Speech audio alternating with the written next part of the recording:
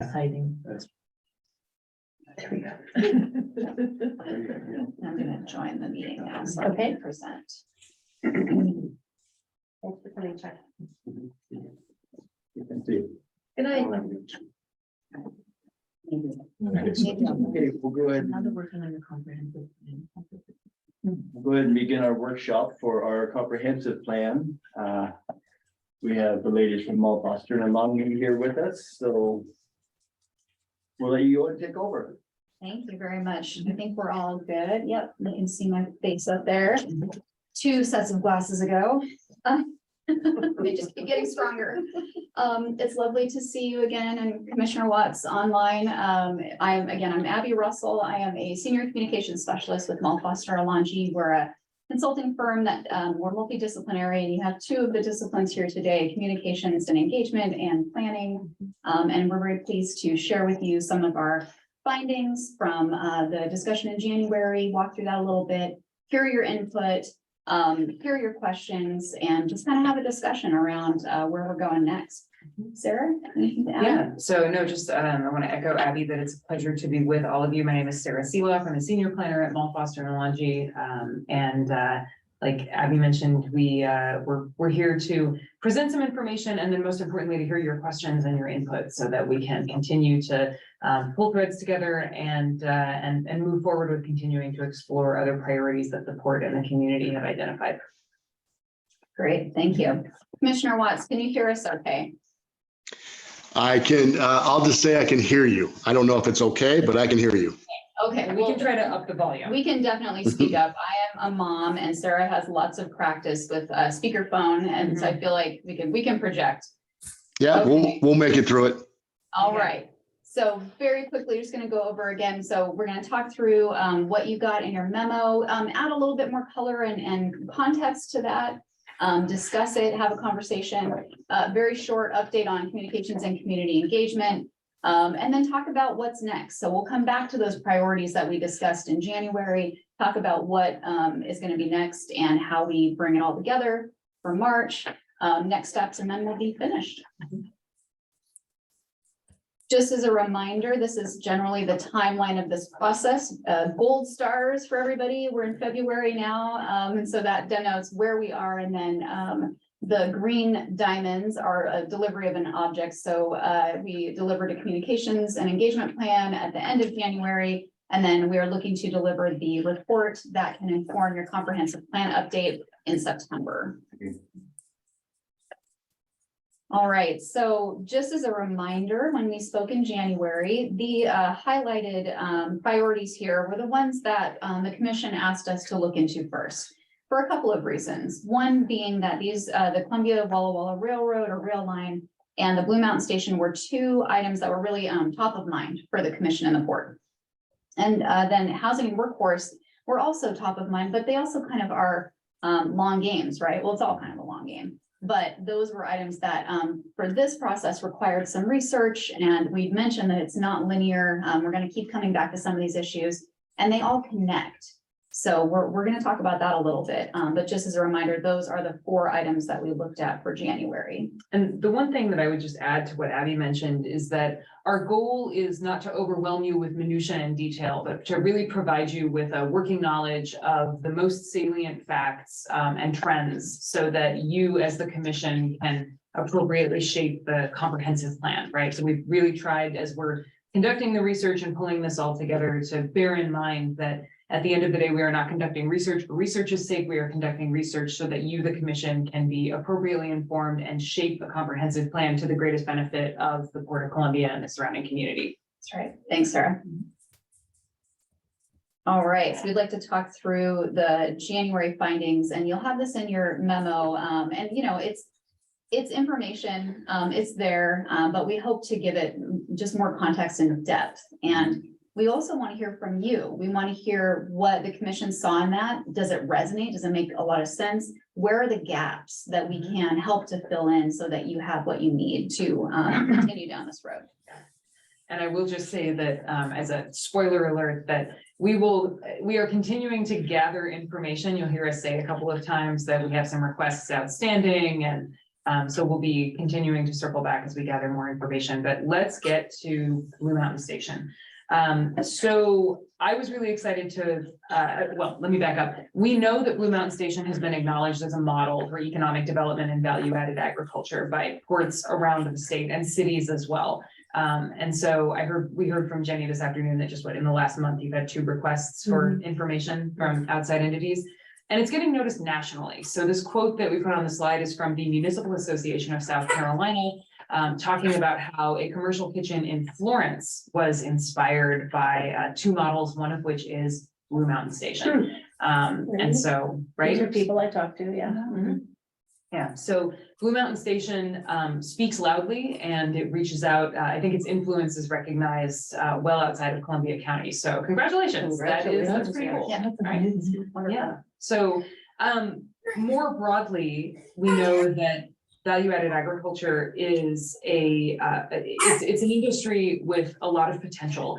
And what I uncovered, there are some really good resources out there. One study that I had uncovered shows that there are some small but positive and short-term gains to local economies in addition to the long-term ones. But the point is that you can get short-term returns on value-added agriculture. So it's a great way to be able to generate more economic development activity and you don't have to wait to see it blossom and bloom, right?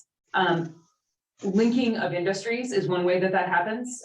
So, you know, Dayton has a rich agricultural heritage, and Blue Mountain Station obviously provides some opportunities for people to really take advantage of and leverage those existing connections. We know that, for example, the store at Blue Mountain Station, the co-op, sells products from 40 different producers, right, who range from Walla Walla to throughout Columbia County and beyond. And that creates new markets. Some of those markets might be small, but they have the potential to grow, and that can lead to wealth creation opportunities. So it's not just economic development, but often when we talk about wealth creation, as you know, we're talking about something that is longer term and more lasting, right? Really growing something that wasn't there before.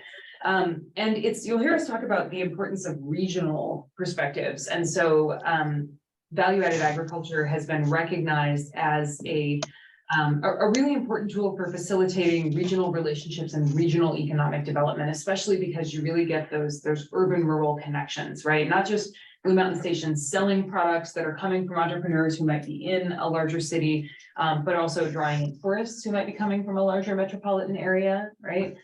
Or providing opportunities for local entrepreneurs to really test a concept and figure out in a supportive environment that something can work before they scale up. And this was, I thought, an interesting description that I took away from the research. Full credit to a report from the Federal Reserve on this one. Rural economies are uneven, and what we mean by that is that the assets that the assets that exist across rural economies are not the same, right? That lots of rural economies have different assets to leverage. And as you know, it's really important to be scrappy and pragmatic and to work with what you've got. And clearly in Blue Mountain Station, you have a model and there's a lot that can be done to build on that. So is Blue Mountain Station operating at its peak? Is it delivering all the benefits that it could be? No, but on the other hand, it's 10 years old. And I was reminded recently that the sale of the last 2 lots in the Rock Hill Industrial Park took 40 years. So I think long-term, as Abby mentioned, is really critical here. The great news about Blue Mountain Station is that you have land and it's already zoned, and there's an interesting little housing thread here because you have 7 acres that are available they are available for the construction of housing, and we'll get into that a little bit more later. And I think that opens up some really interesting opportunities for building housing that might look a little different from traditional single-family homes. And increasingly, we're seeing, I think there's a lot of conversation now about the need for more housing and the need for different kinds of housing. So live work, right? Housing for entrepreneurs is very important. High quality housing for families, right? People who are looking for something that is affordable but provides enough space for a family. And then a final thing I'll throw out there just to illustrate the breadth of possibilities is I'm hearing some chatter in the housing world about things called agri-hoods, for example, and these are housing projects that are really organized around agriculture.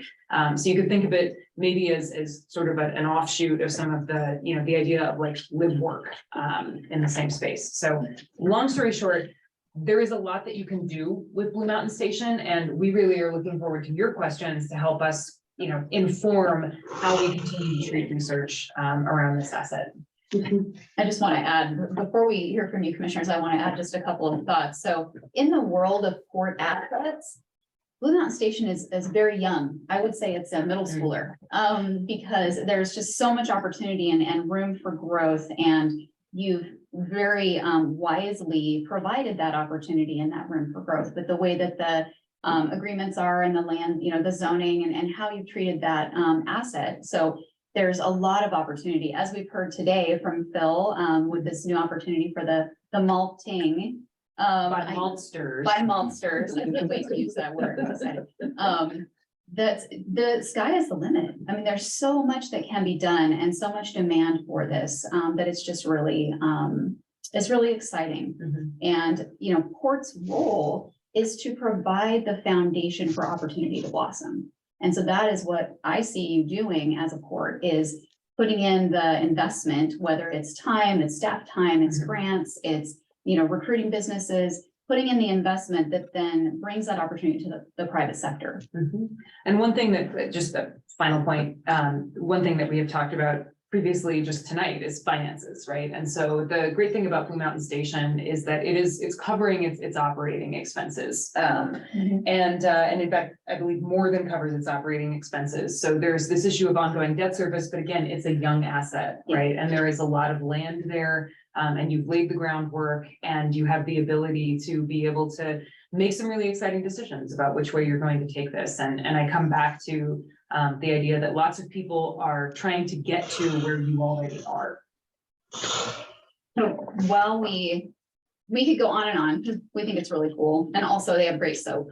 And we love the soap. We'd like to hear from you. Thoughts, questions, did anything that you heard or read feel like we go in a different direction, or what do you think? No, I think what you included here in your memorandum as far as the background information on Blue Mountain Station was right on. I was curious, in your first paragraph under Blue Mountain Station, you added something about non-farmers seeking ways to enter ag or related fields at the first time. What was this community council finding, or what was the information that you found on that? I think that relates to some really interesting trends of this is going to sound terrible, but I'm going to say it because it's true. There are a lot of people who see agriculture as a new industry for them, or a new way of life. And so there has been this interesting movement, and you see like there are a lot of influencers on social media who like the farm life, and trust me, as somebody who grew up with a dad who had hogs and chickens and horses and lived next to a dairy farm, it's a little bit shinier than I would say real farm life is. But it is interesting to see this sort of return back to it. Urban chickens, it's So that's what you're talking about. that is a trend that people are seeing, where it's like, well, let's try something new, move out to the country. The value-added ag doesn't necessarily require you to already have access to land, right? Because we know that that's one of the barriers for younger farmers. We know farmers as a whole in the US are getting older, and consistently gaining access to land is one of the challenges, right? But you don't have, the good news is you don't have to be a farmer to participate in value-added ag. And I think that gets back to the point that comes out of the research about those inter-industry linkages, that, perhaps that's some of you're broadening the pool of people who would otherwise participate. So part of why it's so interesting. One of the things I found really interesting, and we often forget this, but when I heard you were talking about this opportunity for malting at Blue Mountain Station, and Jenny, you brought up the point that there's an architecture firm locally that is going to have work because of this opportunity. And so there are street linkages in the construction of facilities as well as in the ag itself.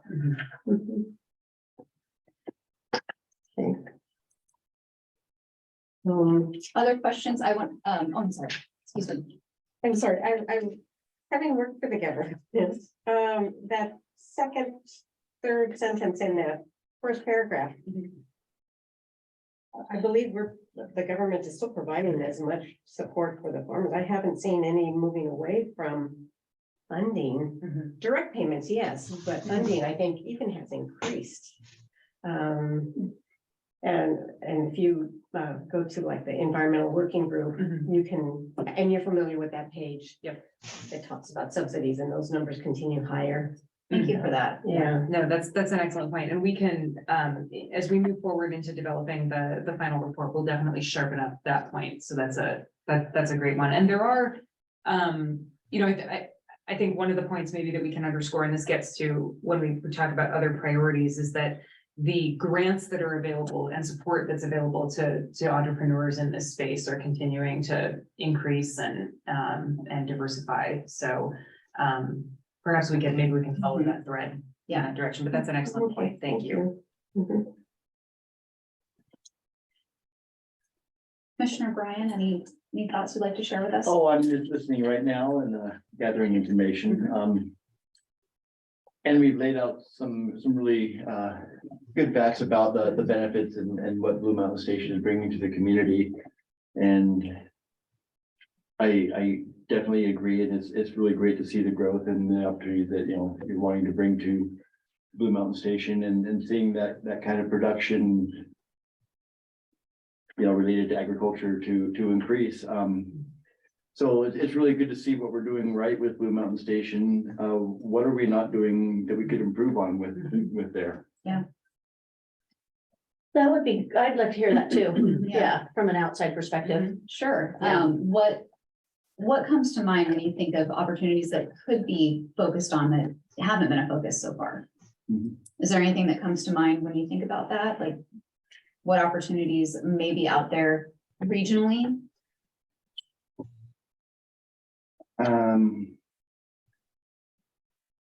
Say that again. Rephrase that. Sure, yeah. So I guess what I'm thinking is like we can do research and, you know, kind of dig into it a little bit, but from the perspective of the community in the region, are there opportunities you see elsewhere that you think could benefit from Blue Mountain Station or be capitalized upon? What are you seeing in your community that we wouldn't maybe see? Well, one thing I'm not, Go ahead. this is for you guys, but one thing I've always, one of the things that excites me about Phil's idea is when I was visiting Montana once, they had, I can't remember what it was called, Wheat Montana? Mhm. Yes. Yeah. You know, just where you've got the grain and the flour and they're making bread and, you know, it just all goes together. And we did spend time we spent a lot of time, like a year, looking at having a flour mill at Blue Mountain Station. And the miller or the flour company owner that we were working with, you know, it was a big company. It was, can't believe I can't remember names, not King Arthur, Stoneburg. And, you know, they mill in volume. You know, he was kind of like Phil. He had to take get his flour milled at ADM in Spokane, you know, volume. He wanted to be able to trace the farmer. He wanted to be able to do stuff. And then we had another bakery owner from Canada that was figuring out how to be kind of like that Wheat Montana model where they would make artisan bread. It wasn't like grocery store bread that, you know, is done an hour and a half, it's in a bag. And he came down here and we talked for months and, you know, forever. And what it came down to was in order to have a viable flour mill that made enough money to survive, it had to operate 24 hours a day and just have a lot of volume. Mhm. So that was really disappointing. You know, I was sad to see that concept not work. Mhm. And the mill, I don't even know if they ever did it, but the guy that was gonna be the millers decided that they would, because of the cost of shipping products, they would rather ship the grain closer to the population center and make the flour there. Right. Than make the flour here and ship the bagged flour to the population center. Mhm. So that is just, I'm just bringing this up, neither of you were here then, how disappointed I was in that, it didn't work, I think the scale probably wasn't right for Blue Mountain Station. Mhm. I mean, we had drawings, we had the whole thing, Mhm. you know, how the trucks would come in and out and the tanks, so with Phil, one of the ideas with Phil, I want to revisit this in a way, but at a scale that might work. So that's my thought, okay? Okay. I'll let you guys, this is supposed to be your visioning, not mine, but I just want to share that one because I was so disappointed in it. Yeah. That's an interesting story, Yeah. Jenny. Columbia County is wheat primarily. Garbanzos, barley, Mhm. not so much barley, but Peas, lots of peas. But we really don't have, something that highlights those particular crops. Mhm. Our main industry of agriculture here is not highlighted in the community at all. Yeah. And I don't know if there would be something that we could tie into, that to. Right, and that's one of the things I love about what Phil is Yes. proposing is because we grow barley here, so, yeah. Yeah, Yeah. I was going to say- Hamsters, yeah. yes.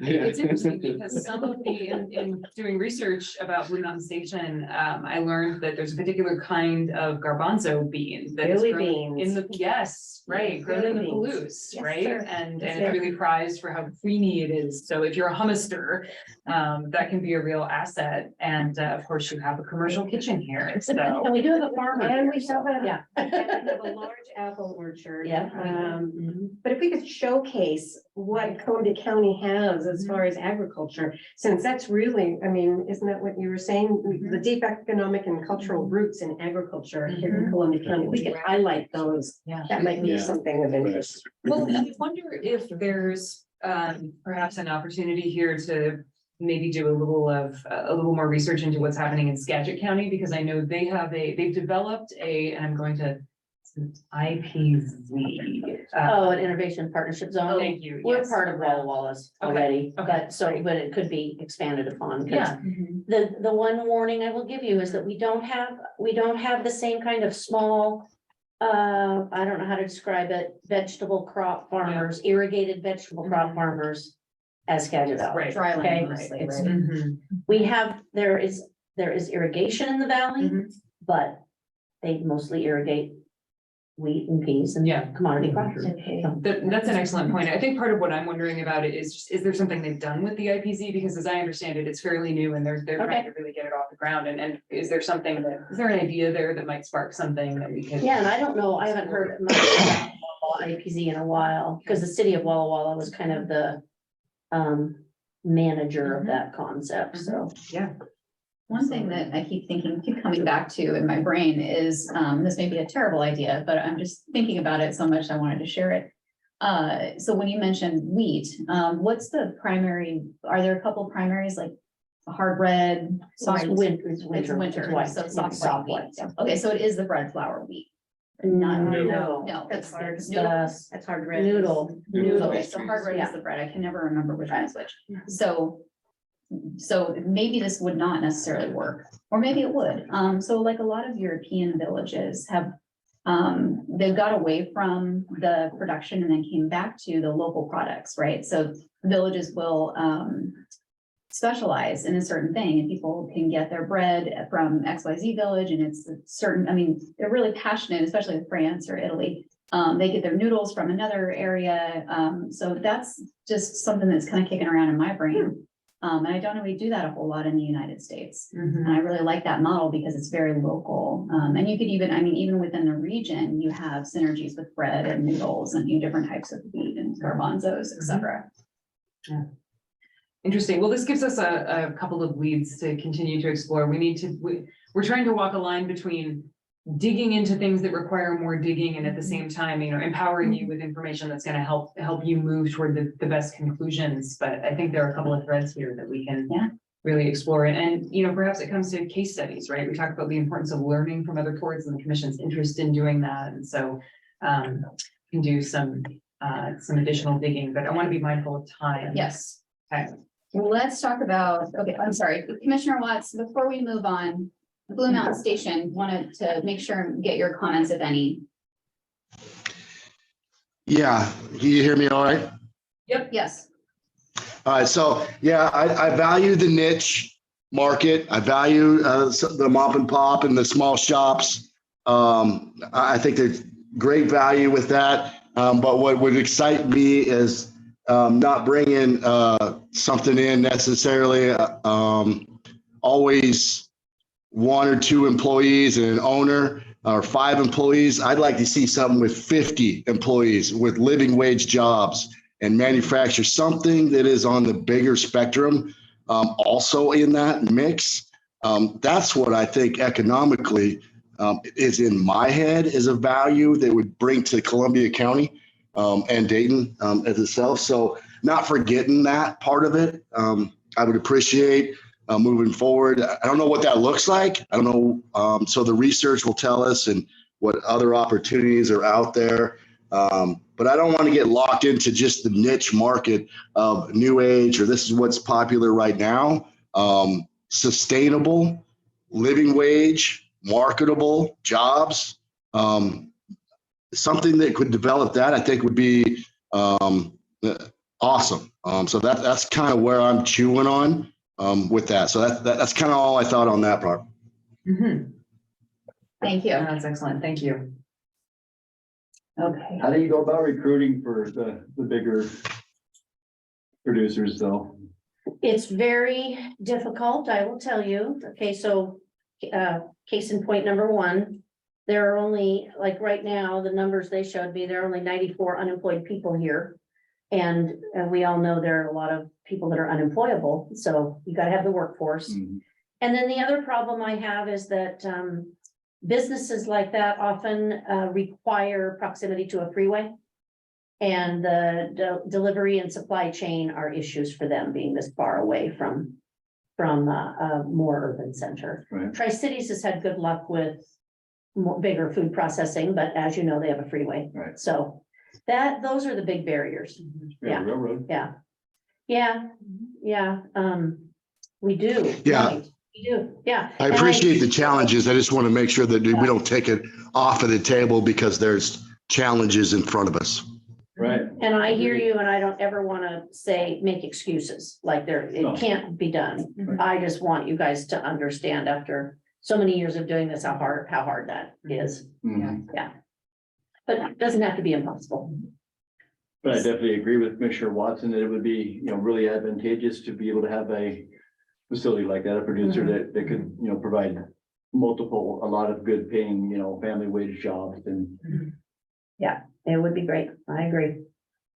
Speaking of the rail line, that was another topic that, that the commission identified, very, simple, not complicated at all, right? That was sarcasm, just in case anybody, sometimes people tell me I'm really dry, I can't believe that. Before we launch into talking about the rail line specifically, as we've been talking about, ports manage public assets. And they do it for the benefit of the community in the region, right? So that's the reason ports exist.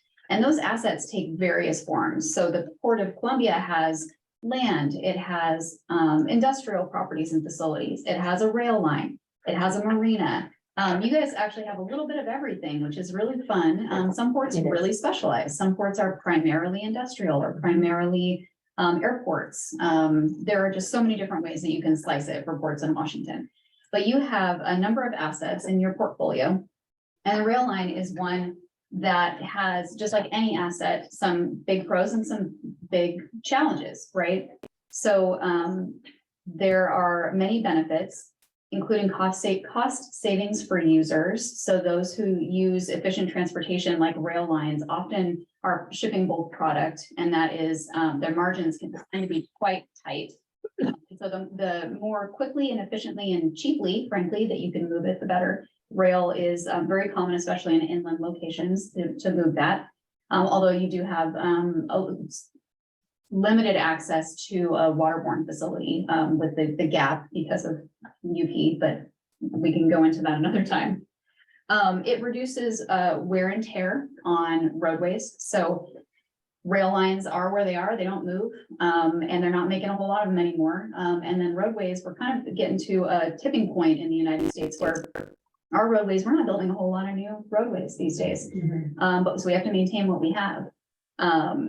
And rail lines help keep trucks off the road, which helps reduce congestion and wear and tear on our roadways.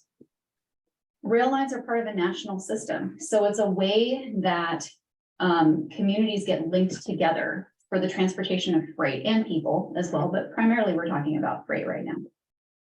It provides opportunities for local businesses to connect to that national system.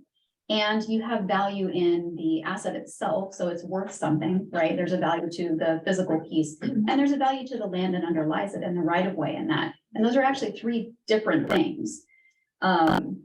So yeah, we don't want to pretend that there aren't costs and requirements and challenges of owning a rail line, but there are also a lot of benefits to the region. Some of the opportunities that you may have seen in the memo and that we found when we were doing research is, of course, agriculture. So moving those products that need to move today around the region, getting it from farm to market. And biofuels or biodiesel is another opportunity that we've heard in this region is something that could be. Port Whitman, yeah, Port Yeah. Whitman, yeah. So one of the things I want to dig into just a little bit, well, before I do, before we kind of get into the nitty gritty of the value of the asset itself, I want to say about rail lines that it takes a village, right? So because rail lines are where they are, they're not moving, they're not, you can't change the location. You can't really do anything with it, it just is there. You have a lot of stakeholders. So you have folks who rely on it for the transportation of products. You have folks like WashDOT who kind of oversee the transportation system here in Washington, including a rail office and freight as well. Your tenants who may in the future want to use this, and there are opportunities with other businesses. So to move, well, for example, someday, your community, right? So because it's a public asset, and that's why you're going through perhaps a comp scheme update to inform the community about what you're doing with the asset, they sort of own it de facto through the port, right? It belongs to the community. And then there are rail operators, which you're familiar with. So there are a lot of stakeholders when it comes to rail, and the conversation about what happens with a rail line, since they aren't making them anymore, and it's very difficult to get them, ought to include a lot of those stakeholders. So it goes a lot way beyond what we're going to talk about today. A couple of things that are really important to the value of a rail line is probably the main thing that I'm thinking about right now because of broadband particularly is the right of way. So I used to work for the Washington State Department of Transportation. We have many highways. I had 6 counties that I helped to manage communications for in our region. And we worked with private and public entities all the time that wanted to use the right of way. You would not believe how important it is. They want to run broadband. They want to run power. They want to run water, wastewater. Every utility you can think of, they would want to run down that public right of way. There's a huge value to it. And it's cramped space on highways particularly. And it's also not inexpensive. So if you don't own the right of way, then you pay to use that right of way. Otherwise, you're paying for private property and you're frankly can be encroaching on people's private property, which is also not ideal. So there's just a lot of value in having the ability to own the land that you will run additional public utilities through. It's our understanding that the city of Dayton plans to expand its wastewater treatment facilities. And that's a need for the community today, as well as for future growth. So broadband, wastewater, 2 things that are needed both now for your community, as well as for the future, if we're going to attract that workforce and build the community. Anything to add? I would just add that, and I'm trying to look for the exact number, that there are costs that are associated with maintaining and owning a rail line, as Abby mentioned. However, there is also funding. And so as we're aware, the federal government has been implementing multiple funding packages, significant funding packages that were passed in the last couple of years. And a big chunk of the funding for infrastructure in the bipartisan infrastructure law revolved around rail. And I'm trying to find the number to describe exactly how big that chunk is, but it is pretty significant. It's a large increase over past transportation packages. And so in tracking federal funding, I know, for example, that there are a number of loan programs, low interest loan programs from DOT. There are also a lot of grants and grant programs. Several of which are, I think, really top of mind for DOT right now. So, and they're pretty broadly defined, right? One is about eliminating crossings because that's a safety issue. But another one is called CRISI, the Comprehensive Rail Infrastructure Safety Improvements Program. Well There we done. go, thank you. And so, excuse me, these are exceptionally well-funded.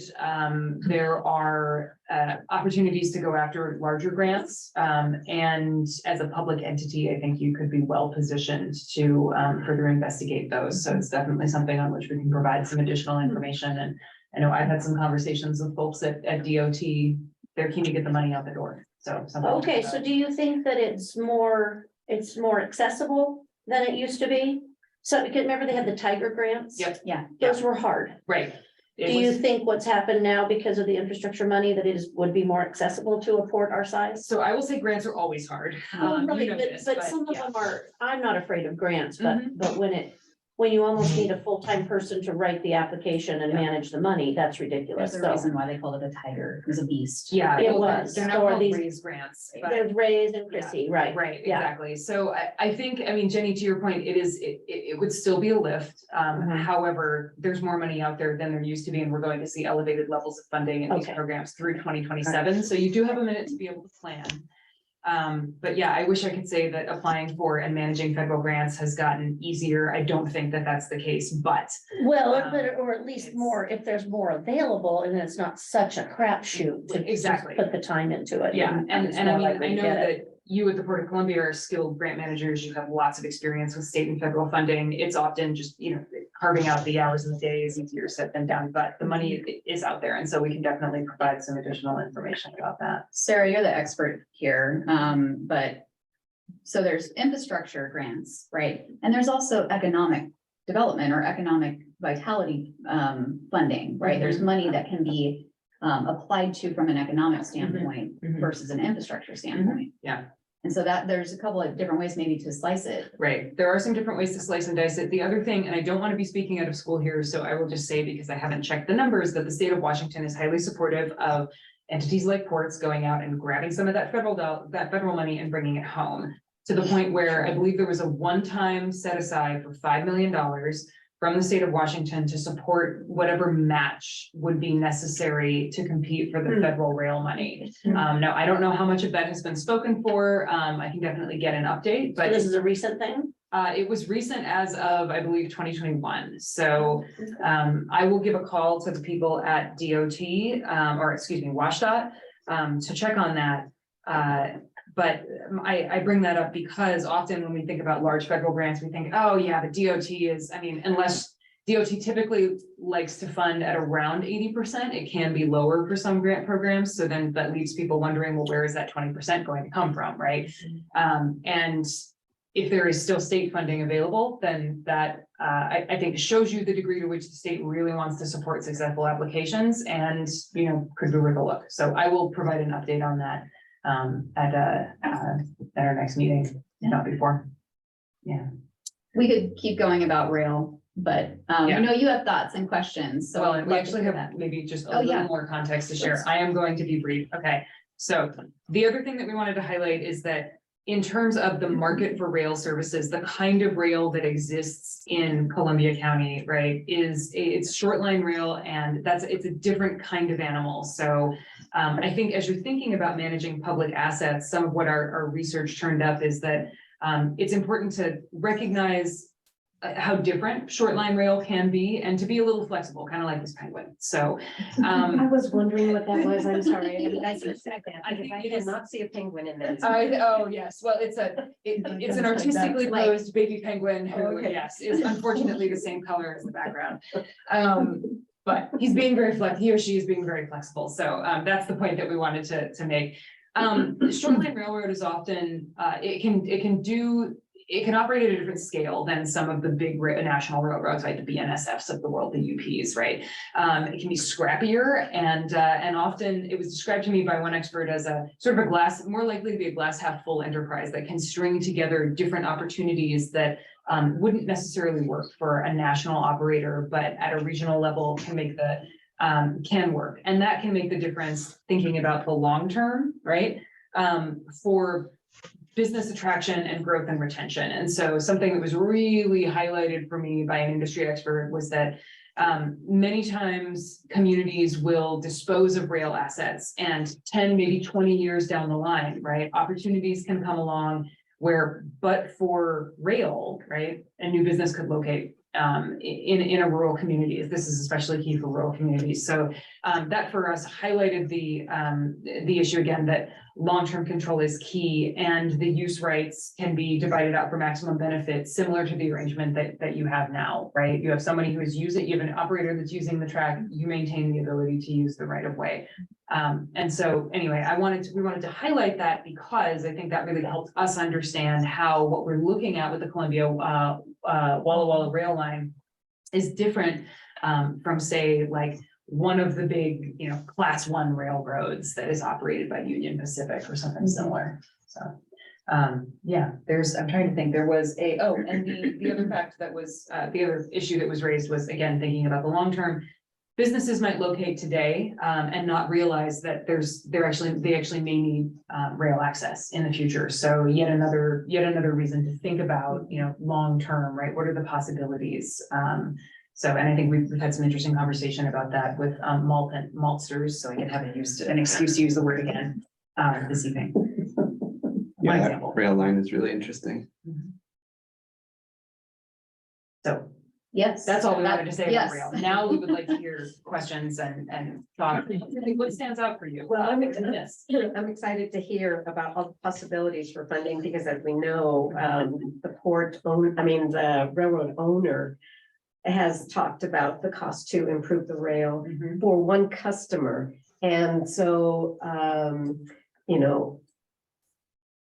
thinking back to a WPPA meeting that both Commissioner Brian and I attended in Walla Walla, there was one presentation that said you have to look to the future. I mean, when you're making decisions, don't look at what we have in front of us right now, but what potentially we can, plan for 20 years from now, 30 years from now. And I won't be alive at that time. But anyway, Sure you will. Yes, you will. Think positively. 9, I'll be close to 100. But anyway, so I'm eager to hear about this funding Yeah, idea. We can And- definitely bring back some details about that. Your comment, Commissioner, reminded me that there are a lot of ways to skin the cat when it comes to rail and how you maintain it. So grants, as Sarah talked about, other, types of funding available, but also a lot of ports like yours are leasing it, right? And sometimes those leases include investment. Sometimes that can be part of your agreement. Mhm. And so just, there are so many different ways that you can go about it. Interesting. That's a Thank you. great point. Yeah. Thank you. Mhm. Well, yeah, I mean, with our current lease, the operator is required to do the maintenance, Mhm. but we're supposed to do the rehab. Mhm. Yeah, that's the harder part. Right. Finding that money. Yeah. Thanks. Mike?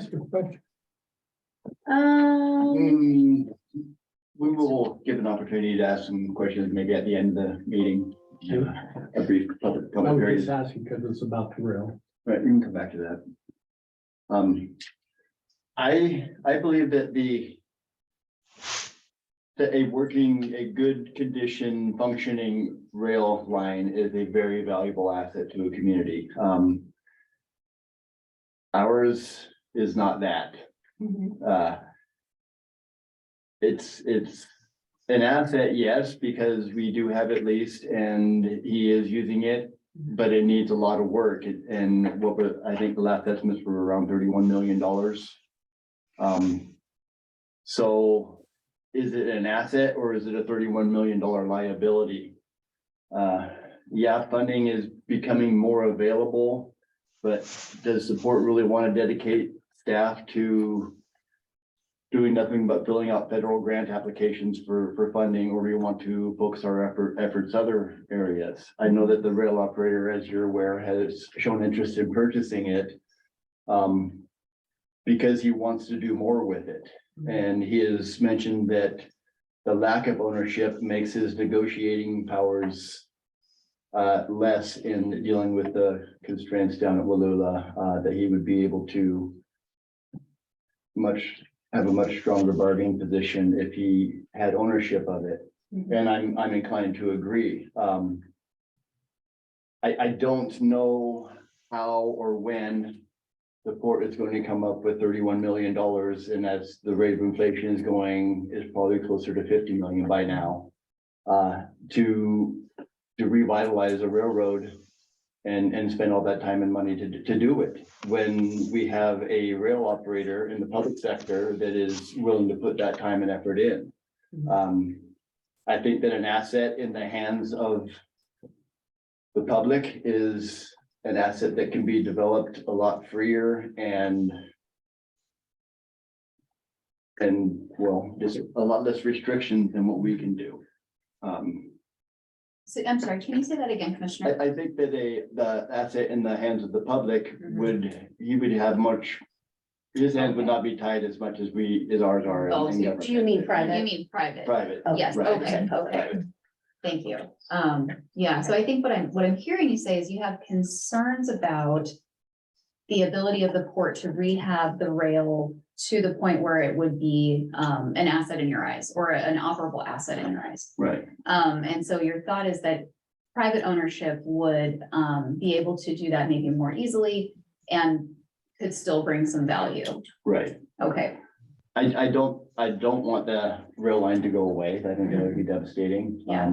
I would love to see it grow and Yeah. improve and, rail traffic and commercial traffic and passenger traffic and as much as we can get out of it. I just think it's really difficult for us as a small port to spend our focus on that when we have Yeah. Blue Mountain Station and Rock Hill and the other things that we're focusing energies on. It just seems like it's all the railroad's always on the back burner and we'll let the operator take care of it and maintain it and just keep it moving along. When I think it could do so much more. Is So, it- I have a couple of questions just so that I understand like where we can go here. Jenny, I'm curious, because you know more about this than I do, I guarantee. So class one railroads like BNSF and UP, those main line type railroads that move so much product, they are common carriers. What that means is they are required to carry the cargo if it's safe to do so, right? No matter what it is or where it comes from. That's in a nutshell. It's obviously a lot more complex than that, and a lawyer would probably be kicking me under the table right now, but that's in a nutshell what they're required to do. I don't know if private operators are required to necessarily do that. And so I just want to know if there's any background there that would help us. I am not aware that they are required to, like a class one. I know that part of the struggle is that the class ones don't want to play with short lines. And I don't know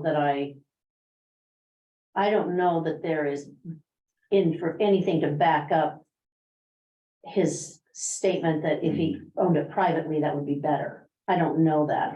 I know that's one of the issues with Seneca is they can't get cars Mhm. because UP controls the cars. So if that makes sense? It does, They're yeah. very much at the short lines are at the mercy of the class ones. Yeah, and so which. Yeah. what kind of- Yeah. Right. Yeah. But Yeah. that was part of the concern I had. The other concern was that what's helpful about the class ones being required to be common carriers is that they can't discriminate cargoes, right? Mhm. So they can't just tell somebody, no, we're not gonna carry that cargo because we don't like it.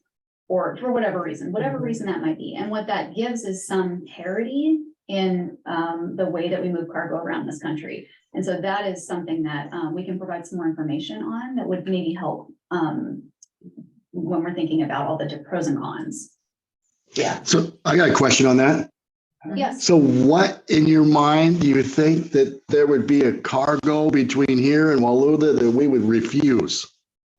well, I'm not saying they would. I'm saying that, and to my knowledge, private operators, unlike other public carriers or class one railroads that are common carriers, are not required to move all cargoes. So if there was. some Yeah, I'm with reason- that, but Yeah, there's some I think reason. the that owner they is said- pretty, let's see, excited about any cargo that can move on there. And I echo some of the facts that here's the deal. We own it. It's an asset to us. But we don't put the resources to it to make it a viable asset for us or the private contractor. And if I'm a private contractor taking a look at it, I'm not going to want to dump a bunch of my money into an investment that somebody else owns because I'm not vested in it that way. So there's where the rub, if we are not taking care of that and or historically, it doesn't add the value right now just to hang on to it for 30 years necessary, unless there is a plan to get that moving, whether or not, because, if we don't have somebody to operate it, then what too? We own a railroad that we have to try to operate also at the same time. So, I mean, I hear all what you're saying. There's value in all of it. And my mind's not made up, but I want to hear what options, the viability of it, the community, what they want, those type of things. So that's just my 2 cents on the railroad. That's kind of why I'm interested in it, because it's in limbo. We're in the, nobody wants to do anything with it or can do anything with it to turn it into something that might be actually viable, that would actually take those semis or stuff off the roads as much as the projections say, in our area. So that, I'd like to get back to that. I don't want to see it go away at all. I think it's 1, historical, 2, economic. I agree with you. What happens when the road infrastructure goes away? Those railroads, you're not going to be able to replace them. There's just no way. So keeping it viable and getting it moving, that's my interest, whatever that looks like. Thank you, Commissioner. Yeah. So I do want to just make a couple of comments here. We have put money into the rail line. The port has gotten multiple grants from the DOT Freight Rail Division. Multiple. So I don't want the commission to think that we have not put money in, and we have put in match with it. Seneca's put in match. Frontier Rail, when they were Frontier Rails, put in match. We have put money into it. So, and then the second thing I wanted to say is the way that the operator before Paul handled this, because Watco Companies is a short line operator all over the US. They have long-term leases. That's how they get a return on investment. They have when we inherited the lease from Watco, it was a 20-year lease with a 20-year renewal. So Watco knew that unless they really screwed up, they had 40 years to put money into it and get a return on investment. So that's how that's been handled in the past. When offered a long-term lease, Paul did not want it. He wanted a short-term lease. How long is the current lease, Jenny? 3 years. Address that. 3 years. It was on my list. 3 Okay. years. So I'm not saying that's right or wrong. I'm just saying that's how other companies have handled it. It is, and I guess the other thing I would like to know is if we did sell it, how do we guarantee it stays a rail line?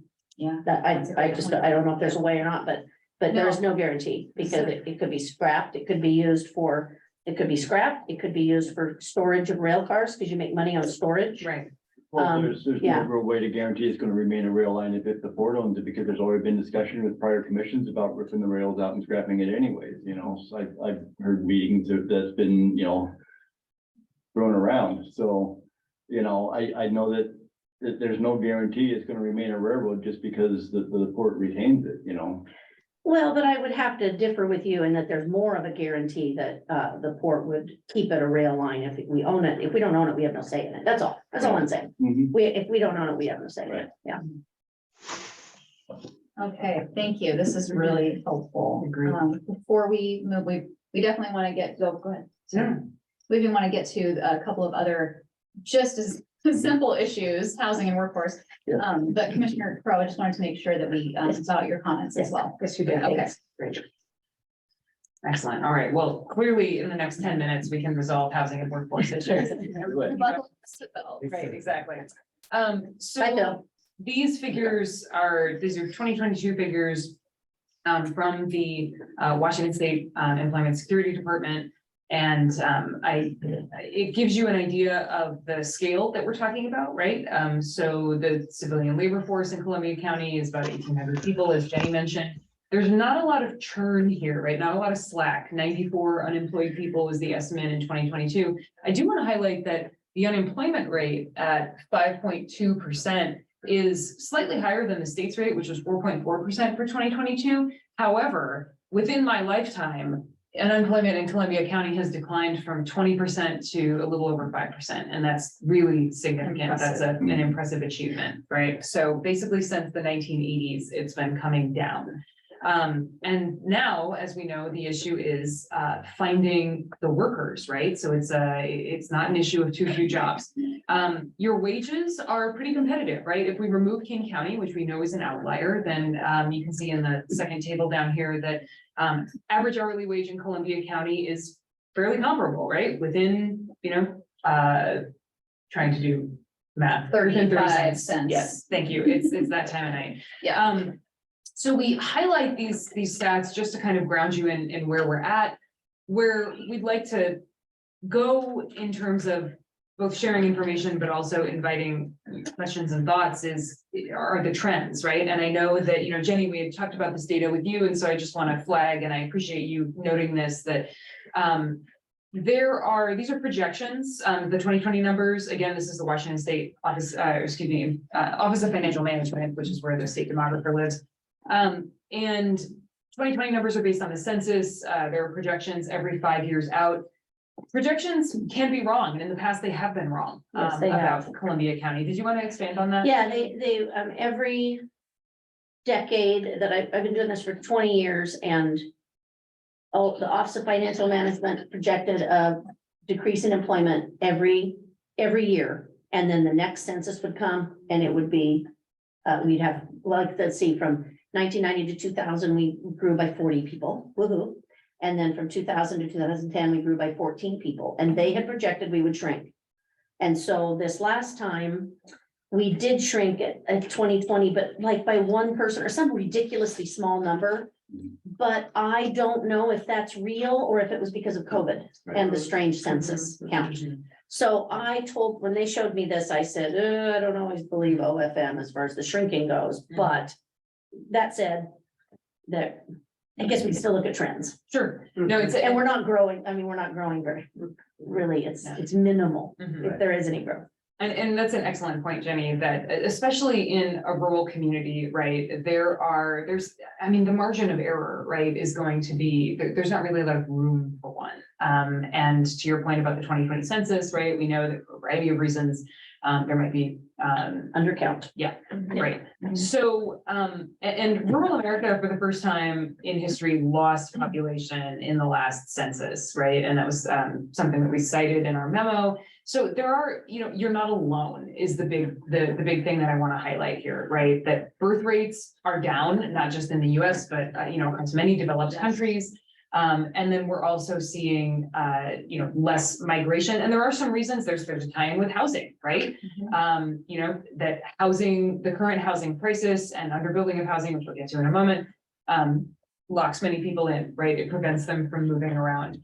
It also prevents them from having more children. Yeah. But that's a whole other workshop. So there are a lot of trends to be aware of here. I do want to just highlight that, if we take these figures as they are presented, right, we're not looking necessarily at a decline across the board of all these, working age populations to 2040, right? Some of them do go up. It's just like Jenny was saying that overall, right, there's a slight downward trend, and we need more workers to be able to grow the economy. So how can we do that? Well, since we don't have answers, sometimes the best option is a good question, right? And so thinking regionally and thinking really creatively about how to partner and connect with different population centers. Walla Walla is an example, Moscow, right? Not too far away. I think there are some benefits to really challenging ourselves to think creatively about the regional implications or regional opportunities in workforce. And again, this is in the realm of sometimes we have to have good questions before we can start getting to answers. We do know that quality of life matters. People are really looking for that. I think COVID, you saw a lot of people looking to, uproot and find something better than where they were at in early 2020. And the changing nature of employment, right? This is the other thing that we are only beginning, I think, to understand what the long-term impacts of our recent pandemic experience could be. So the 2020 census, right? Here we are, it's 2023, and we are circling back and saying, what do these numbers actually represent and how close to reality are they? Similarly, I think we're only beginning to understand what the future of work is going to look like. And I think that's going to open up a lot of opportunities for many rural communities, right? So there are, I'm gonna stop here and just ask Abby, what else you'd like to add? So Sarah's the expert, clearly, but when I think about this, I think about so the questions I would be asking myself if I were a commissioner at the Port of Columbia, where are people going to come from? Right? So if we do the things we want to do, that we aspire to do, that are in our comprehensive scheme, where are people going to come from? What do they want? How old are they? Because I'll just give an example, and it's very different than perhaps what you will experience in your county, but I'm from Clark County, Washington, born and raised. And we have a large population, and we're tied at the hip to the Portland metro area. As much as we hate it, and we don't want to admit it, we are tied at the hip to Portland. And so there has been, as you probably know, a huge movement of folks from Portland to Vancouver and Clark County, and now it's starting to creep up the I-5 corridor. So like Seattle, Olympia, Vancouver, Portland, it's doing this, right? And so it's pushing people to different places. So what does that look like in your region? When you are attracting people, what are they looking for? Are they families? We heard we wanted workforce, want to bring in working age folks. We want to bring in more families. We want to, bring a different population to town. Well, and a good point would be to make that we don't have enough babies. Our Yeah, birth right. rate is lower than our death rate, so Yes. in order to keep our population, we have to have new people Bring move in here. those Yeah, young families. Sorry, I didn't mean to No, interrupt, that's- but yeah. Thank you, I appreciate that. And that's a trend everywhere right now. So what are those families looking for, right? So you have a lot of really beautiful big farmhouses here. They're huge homes. They're aging facilities, they're aging homes. They are hard to heat. They're expensive to heat. The cost of power right now is, or just, any kind of real electricity, utilities has been rising. They're maybe bigger than those families are looking for. There's just a lot of questions you can ask yourself about what those folks, where they're coming from, what they need, and how Columbia County can support it. And it doesn't have to be new construction, because often we think about that. It can be adaptive reuse, and there's a lot of other ways to go about it. One other thing I would throw out, and this is really a lesson that I've taken from some other communities, is that we tend to focus on families and families with kids, right? And there's a lot of good reasons for that, but I would encourage you also to think creatively about people who are a little older, perhaps. Maybe this is it's a second career that they're pursuing that brings them here, right? I think we're seeing people working longer for a variety of reasons, sometimes because they have to, sometimes because they want to, right? And they retire from a full-time job and go on to do things that, create value both economically and in terms of giving back to the community. And so how do we build the infrastructure, both the physical infrastructure and the social infrastructure to be able to support those kinds of contributions? Something a lot of communities are asking themselves. Yes. We know we're coming up on time, but certainly want to get your feedback and your questions about this particular issue. So I have to agree with you. COVID did highlight so much that you didn't have to be in a storefront, or you didn't have to be in a building space. Yeah. So moving out, where are these people going to come from? Who knows, maybe Seattle. I know that a lot of people from Seattle have come to Waitsburg, for example. There's a big population of Seattleites there in Waitsburg and in Walla Walla. I think the broadband is bringing people here. We need houses, though. I was curious what Port of Skagit is doing. You said that they're talking about a mixed use development. Yeah. I'm not so sure about the selling of the port property for housing, but I'm curious what that mixed use development that they're considering. Sure, yeah, we can certainly, I would say it's very much in the planning stages, but it's tied to a marina redevelopment. So that wouldn't really, could it be? Well, what they're looking to do is to provide housing for folks who work in the marina. So it would be workforce housing, truly. So it's a targeted economic development move. I think that's how it can be understood. They're having the same conversation about marine workforce that you're having about workforce writ large. It's a bit of a loop. But it would have to be tied to something in Columbia County. Right. Some type of economic industry. Yeah, and this actually might be why, Commissioner, if you'll give me 2 seconds, I can run, or 2 minutes, I'll run through the housing slides real quickly, Yeah. because I think this will give you the full picture. So we know that we've been under building housing nationally, and we know there's a connection between workforce and housing, right? So these stats show basically what this shapes out to be around the country. In Washington state, we have one of the larger housing underproduction figures. And these numbers are pre-pandemic, but basically the more yellow you are, the brighter the color, the higher the number. So Washington, the estimated underbuilding is at 140,000 units. Now, that's not evenly distributed across the state, right? It follows population. And one thing I will note is that Up for Growth, the nonprofit think tank that produced these numbers, actually says that southeastern Washington, a region that includes Columbia County, is, according to their count, just fine for housing, right? But I think this highlights what Abby was talking about. It is a quantity issue. It's also a quality issue, because people are looking for perhaps something that's more affordable than a single family home, which, given all the supply chain disruptions, has become, and lack of workforce, more and more expensive to build, right? So even where land is cheaper, like in Columbia County, it may not make sense to put all of our to be building that kind of housing.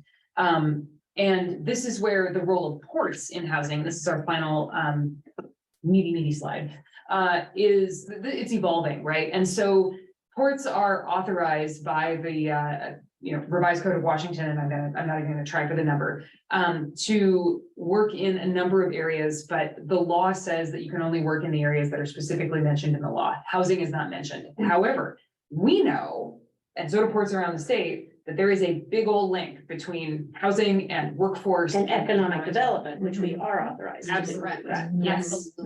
Absolutely. So we have ports that around the state that are really trying hard to understand what their role could be. In Everett, we've seen the Port of Everett lease some of its land to housing developers. Interesting. Really? Mhm. And the developers are willing to pay a lease payment? I mean, ground leases are something that happen in That's commercial real Yeah, estate. they do. So, and I mean, I they're think actually it's not can be necessarily expensive. preferred, Okay. but it can work, right? And this is, where else are you going to get waterfront land, right? I mean, it's sort of like, I don't know, I mean, I think of Will Rogers, the cowboy philosopher. You could say this about land and railroads, put your money in it because they're not making any more of it, right? And so I know in Everett, there's been a lease arrangement, Port of Skagit, like we mentioned, right? There's some discussion about building on port-owned land, so a little bit of a different setup. And then in Bellingham, right, the port has sold land, and an affordable housing producer, a nonprofit called Mercy Housing, is building on that. Now, we also know there's a lot of funding out there, right? There are a variety of state programs. I tend to prefer these because they're closer to the ground, they're less competitive, and frankly, I think they meet local needs better.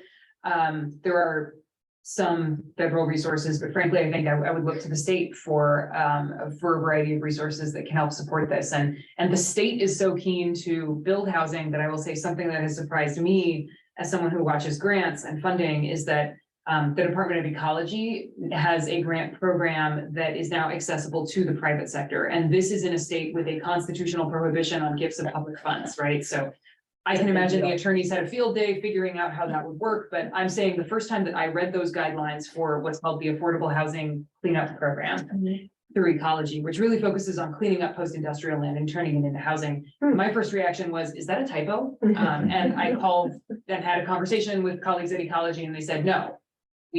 Anybody who is going to build housing to these specifications, right? We want to support them. So they recognize that it is really hard. It is all hands on deck. And I think ports play, there's this growing conversation and a recognition that ports play a really critical role. And if you want to pursue, to pursue this, really, this is where we'd have to say you need to get an attorney involved, right? But we can tell you that the broad outlines of the conversation are evolving, and there's a lot of learning going on, and a couple of different ways to peel the onion. Yeah, and this is also where partnership comes in, right? So you may not be able to build it, but you may be able to support your community partners. to Yeah, be- sure. Yeah. Right. And that's. Well, what- and the port, Frank Schmelik, at when they went to the executive directors conference, he's the port attorney for the WPPA, Washington Public Ports Association. He said the loophole is tying it with commercial. If it's tied with commercial, which, as you said earlier, we have built in at Blue Mountain Station, there's commercial at one end and places for housing at the other. I don't know how we do it, but we might have the authority to do it because there's that shy. Yeah, Yeah. right, maybe that's another. He good seemed to point. think it might be something to call Frank and ask him about. Mhm. I don't know if he said that on the record, but that was what he said. Yeah. That was that's what ports were using to do master planning that was related to housing.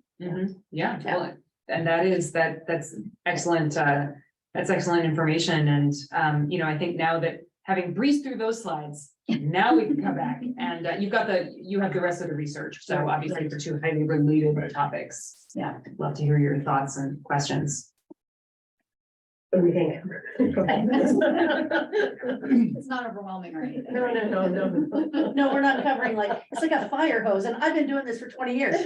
Well, it's obvious if we're going to grow our workforce, we have to have somewhere for them to Right. live. We have to have Absolutely. something for them to do, not just as a job, but, you know, recreationally, you know, something for them to do to fit into the community.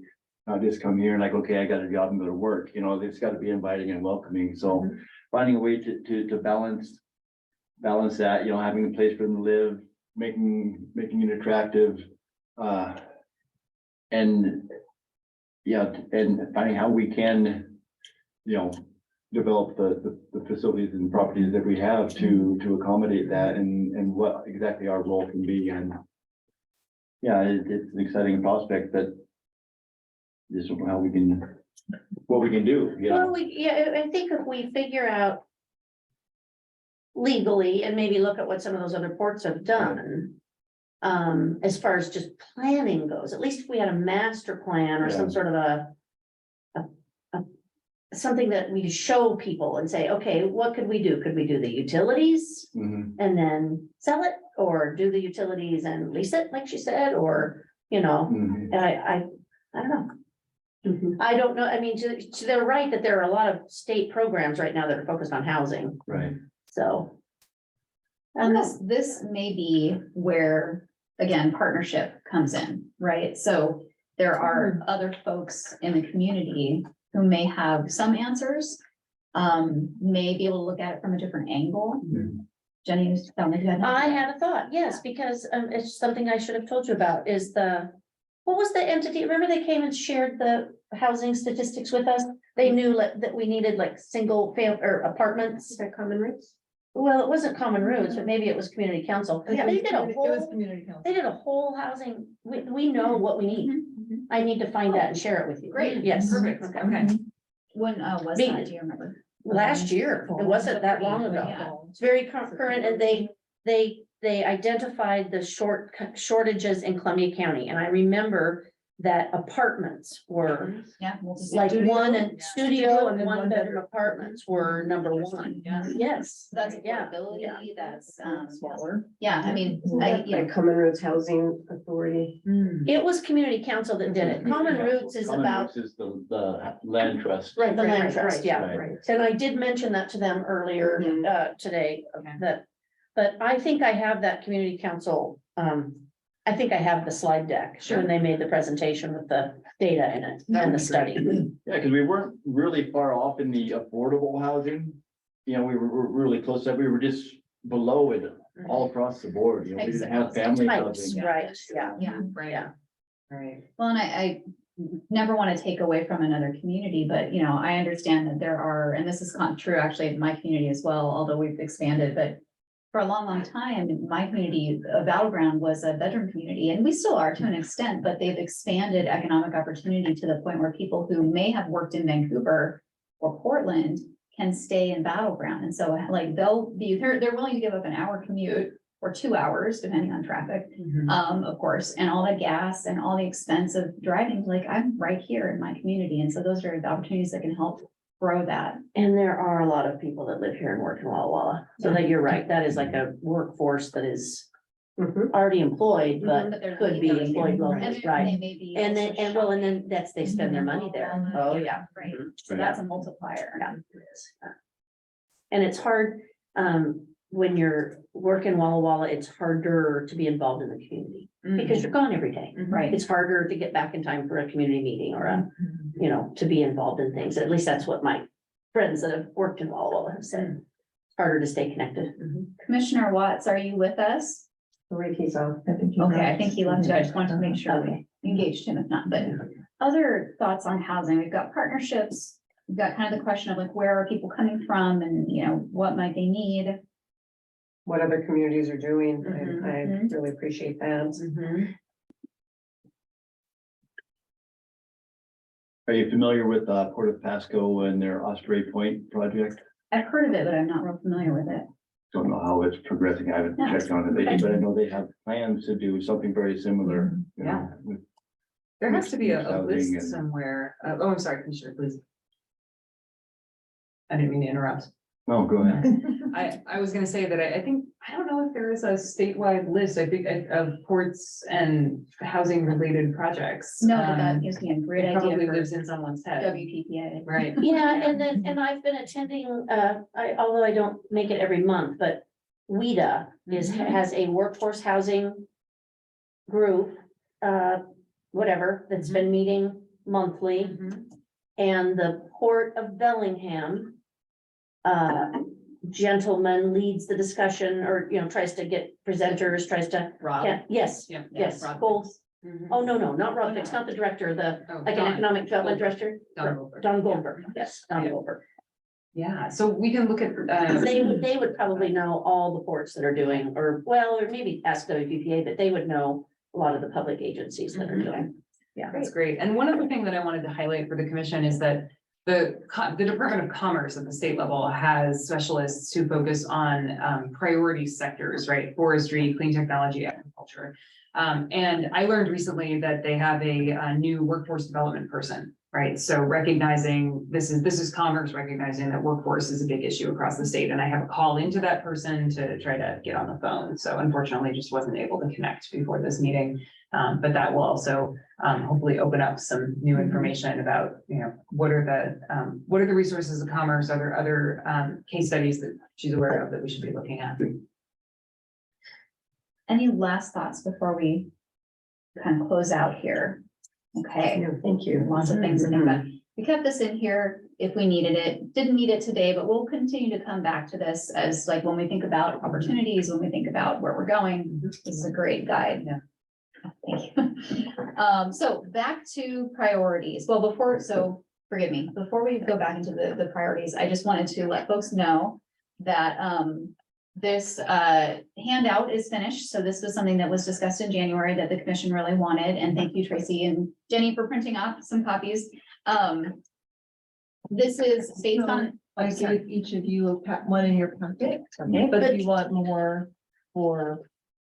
To hand out to people. Yeah. Yeah. Hand them out liberally. Yeah. You can, Tracy can make copies. Yeah. Put there's them up more. on bulletin boards, hand them out when you're talking with folks, have them in your back pocket. It's really surface level information, right? To just help people understand why this is important. And what is the timing? It's also on the website. Jenny put it up on the website and so we can. Tracy did. It's on the website. We're a team. Right. And so people, what happens is there's a little, kind of a couple sentences describing the process, and then you click through and you can find that flyer for more information. Okay. Wonderful, thank you. Okay, so where do we go from here? We've got some work to do to flesh out some of the discussion that we talked about today. And what are the next priorities? Again, thinking about, it's not a linear process, and we promised it wouldn't be, and we're gonna deliver on that. So we're gonna come back to some of these, but what is something that is, again, top of mind and may require a little bit of work? You're talking outside of the four that we've mentioned today? Yes, so we've, Next group. yeah, Lions Ferry Marina. Boy. Right. What is She is a glutton for punishment, isn't she? Right. Well, if you want to stay on these four, tell them that. You get to do what you want. Yeah. Yes, I would like to pursue, the Blue Mountain Station. And the housing, I mean, I just can't see attracting people to come to Dayton without facilities for them. Those are still my top two, kind of thing. Let me continue thinking. And to be clear, we don't have to cover every single one. You know, if you feel like you have enough information in Jenny and Tracy and the information you have when you go to do your comp plan update, we don't necessarily have to dive into every single one of them. I mean, if you want us to, we can. I'll just stay there. What about buying a downtown building? Yeah. That's one thing. I guess I'm not a commissioner, but I wouldn't mind just exploring the concept. It could be that it's a bad idea and we should stay out of it, but I just kind of curious. I'm curious to see what the community thinks, honestly, if Mhm. they hear that idea, if they Interesting. freak thought. out and say, get away from the downtown, or, It could help with your housing, you know, do some commercial below and Right. apartments above or Yeah. something like that, help with those studio, 1-bedroom housing. and of course, it's the beginning of discussion, but in my mind, we would only do it to a building that the private sector doesn't want to touch. Right, right. It's only because there's no other option. Yeah, that's definitely something that, you and I talked about Yeah. that before, and it would definitely be interesting to see if that would be something the public would be interested in doing, what building would we do, how would that look, what would we do with it? Yeah, But I think that our involvement and kind of cooperation with the city is really important, kind of working together with them to help, keep Dayton from shrinking and keep it from, businesses closing and keep it vibrant. Well, and agreed, because with housing, it's cities that do, cities control zoning, well, and counties, but you have to work hand in hand with the city Right. on housing, Yeah. yeah. so couple questions. Are there buildings that you are thinking of that you want to share with us today? If not, that is fine. We don't have to talk about I it. have one in mind, publicly. I have one in mind. Okay, so that's helpful to know, because, You're talking a 2-story here? Mm-hmm. Okay. Yeah. Different bear. and then, what sorts of, like, can we narrow the field a little bit with uses? So mixed use, it sounds like? Well, I think that in order to have housing downtown, you have to have retail on the ground floor or the front.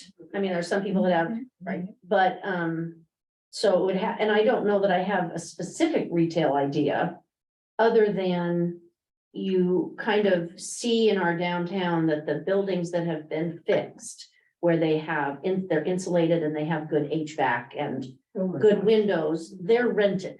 Yes. They're rented. Mhm. And so it would.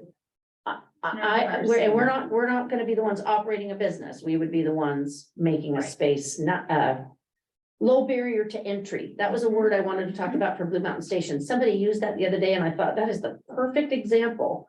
By having those spaces that have floor drains and food grade wall covering and sinks, we make a low barrier to entry for a business. So it'd be the same kind of concept, so the low barrier to entry for someone to come and do business. You're talking turnkey almost, Well, I don't know that it would go that far, because I think it depends on what opportunities came along. right?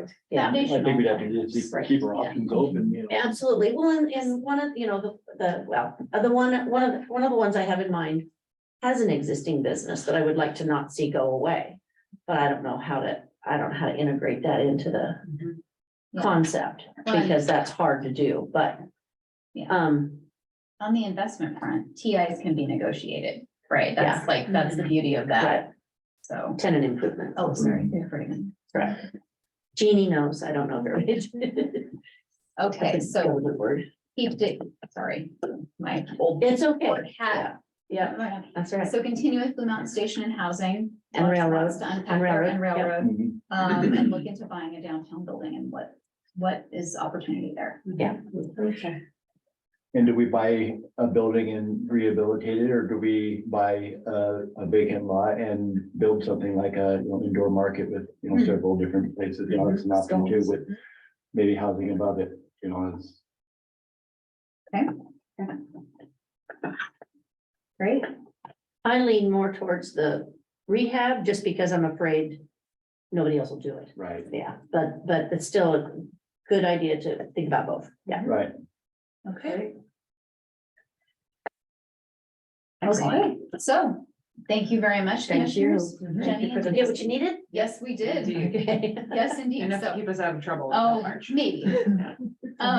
So we've got some work to do. The next workshop is March 8th. One thing I wanted to say is I've heard a couple of times that it's been expressed interested in what the community has to say. And so one of the things we can work with Jenny on is getting the word out further, encouraging people to come to that workshop and provide comment before. So you have a public comment period in your regular meeting. And so how it would work is you would encourage people to come to your regular meeting and give public comment related to what we've discussed and where things are going. And so then you can take that into consideration through the workshop. On that note, Mr. Bellany had asked to make a comment. Does anybody mind if we go to the speak? I don't mind. I'd like to make a comment. I understand what you said, Jenny, about, we probably have more control over the railroad if we own it and lease it, probably. And I don't deny that we have got some grants to help fix portions of the rail. But starting 2 years ago, I started talking to Paul, who leases the rail right now. And he's very interested in buying the rail. But he says he wouldn't buy it, but he said when he buys it, he would fix it up. He's hesitant to fix it up now because it's not in the best shape. And I live within sight of the rail, whenever a train goes down, it goes down very slow. There's a reason for that. And so I said, what are you gonna do with it? And he said, well, I'd keep all the same businesses that are using it now, like Seneca and everybody else. But I'd love to bring up some dinner trains and some event trains that I have access to. To run an event or a dinner train between here and Walua or here and do that. Well, that would bring people to Dayton. And it would bring people to Dayton because, well, first of all, the novelty, because I was just thinking, I've used 4 different dinner trains or event trains in my life. One's the Mountain Rainier Railroad over by Mountain Rainier, if you've ridden on that, it's a short line.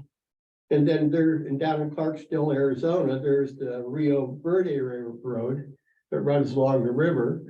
And it takes about 3 to 4 hours round trip. There's one in Lebanon, Ohio, that's Lebanon is a historic town, but during the fall, they have all types of fall tours on the rails and stuff. And then the last one is down in Oregon along the Grand Ronde River. They have a rail and it's run by mostly volunteers. And you know what? I've never ridden on one of these with my wife that I didn't have to make reservations a month or so out. And what's nice about those rails is if somebody would come, say, from Tri-Cities or Spokane to do the rail, there's a lot more chance that not only would we have some people who would be employed by the rail as far as dinner train or something like that, but they'd be more likely to use our hotels in the evenings.